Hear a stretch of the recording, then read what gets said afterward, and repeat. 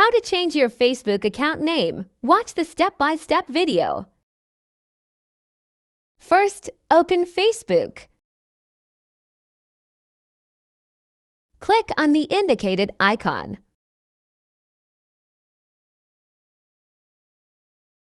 Then, click on Settings and Privacy. Next, click on Settings. After that, click on OK. Then, click on Personal Information. Next, click on Profile.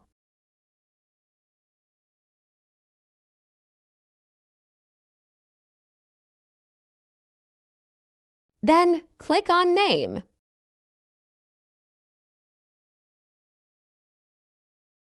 Remove your old name. Enter your new first name, and below it, enter your new last name.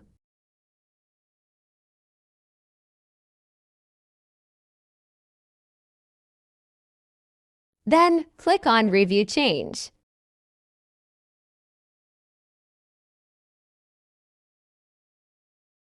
After that, click on Save Changes. Congratulations! Your name has been changed.